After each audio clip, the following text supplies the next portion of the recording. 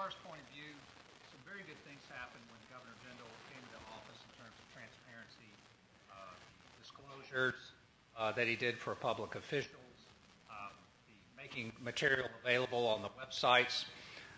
But at the same time, what we've seen is that state agencies have begun to use the deliberative process privilege to deny public document requests.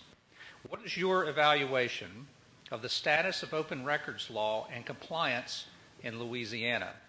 And in particular, how would you view the deliberative process privilege and your role as governor in promoting and setting an example for transparency in Louisiana government? And we start with you, Mr. Edwards.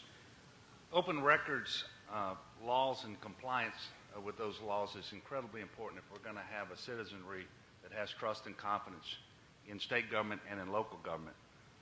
The truth is that under our present governor, the deliberative process privilege has been stretched beyond its breaking point. It's actually an abuse of power, the way that it's invoked, and the scope of secrecy that is allowed to continue to exist. Again, certainly not consistent with the gold standard. It's being used not just to shield pre-decisional advice and counsel and decision-making process, but it's currently used in this administration to shield the facts, the data, the reports, many of which are paid for by tax dollars that go into those decisions, and the privilege is used months and years after decisions were made to keep secrecy over that entire process. That's wrong. That actually undermines public confidence in our government, and it's probably the worst thing of all. It's filtering down not just in the governor's office itself, it's being used throughout the executive branch of government and including in local government.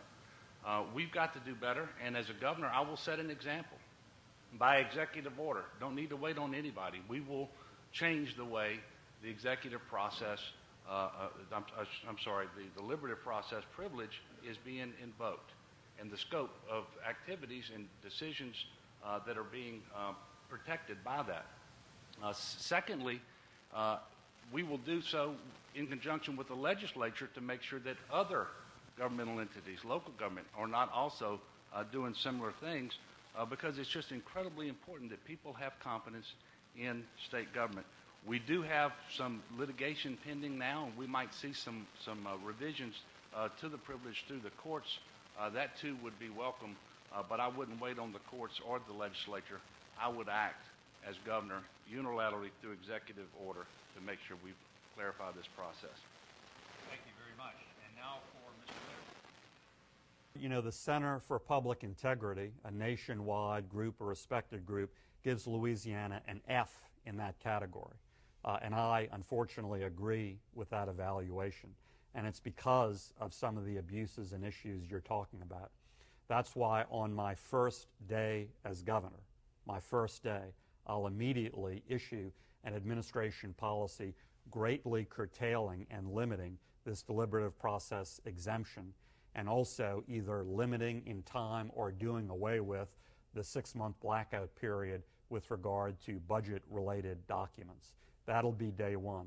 Then, beyond that, I'll work with the legislature to codify that policy so it will continue beyond my administration. I think all my work in public service has been marked by outreach, openness, transparency. That will continue in a number of ways, including staying in touch with Louisianians all around the state. That's why one of the first chapters of our plan, Together Louisiana Strong, is about staying in touch. And as detailed in this plan, that will include town hall meetings in every one of our 64 parishes, telephone town halls, having a monthly open house coffee in the governor's mansion so citizens from wherever they would like can come in for informal visits, and many, many other things outlined, detailed in our plan. And that'll take us to Mr. Angel. Thank you. It's certainly important for us to commit ourselves to transparency and accountability, particularly in a state that is scratching and clawing its way to make sure that people across the planet do not view us as just a place to have a good time. Certainly a cavalier attitude that transparency and accountability is not important to job creators and to taxpayers, I believe has already cost us too much. how many jobs were not located here, how many investments were not deployed here as a result of a feeling that our state was not transparent enough. I think that number would surprise us how big it would be. In order to compete for, to recruit, and maintain and retain Wall Street companies here, I think we have an absolute duty to make sure that we are showing to Main Street that we are serious about the openness of government. As others have said, access to public records is a critical public confidence building opportunity, and we need to lead in a way that creates that confidence. My pledge to you today is that my administration will be more transparent than the current one and more transparent than past administrations. First, I will post my daily schedule online and require each of my cabinet officials to do the same thing. Currently, the only way you know where the governor is today is if you receive a press release. We'll change that. And second, as governor, I will support legislation that strikes the proper balance of transparency and accountability as it relates to the deliberative process privilege. This privilege must not be overly broad, and it cannot be used as a catch-all phrase to deny access to public records and the public's right to know. And it should not be used to exempt state agencies from the production of records.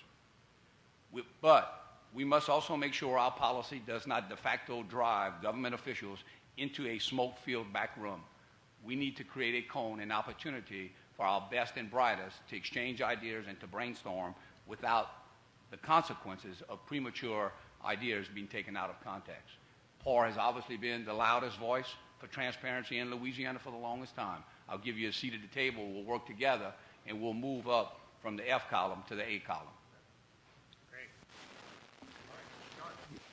Your draft of the Sunshine Report, and I've read the Sunshine Report, which was issued this morning, and I think all of us have, because the comments suggest that everybody is saying what that report is suggesting. So you should be commended for the fact that all of us are adopting the notion that you have put forward. A governor should lead by example, not just simply say, do as I say, not as I do. The only thing transparent about our governor right now is his ambition for further office at the national level. You can't just do as I say, not as I do. That may also be applicable to Senator Vitter as well. But the deliberative process privilege has been abused. Specifically, it applies only to the governor, but it's being applied to other departments of government and not just the governor. So right on its face, this privilege does not exist verbatim in federal law, but was put in Louisiana law, from the outset has been abused. So clearly, I think we're all suggesting to you that's going to stop, and I certainly echo what's been said. The public has a right to know how decisions are made. You cannot shield public records from the public. There is a presumption that it should be available to the public without having to go hire a lawyer and litigate and go all the way up to the Supreme Court to determine what a deliberative process means. At the very least, a governor should make known the reasons why he is asserting only for himself the deliberative process privilege. And I would intend to do that every time a request is made and the privilege may be asserted. And there are occasions where it should be asserted. The pre-decisional issue is an important one. You ought to be able to get a governor ought to be able to communicate with his advisors in making decisions, but after the decision's made, those discussions ought to be made available to the public. And I assure you they will be.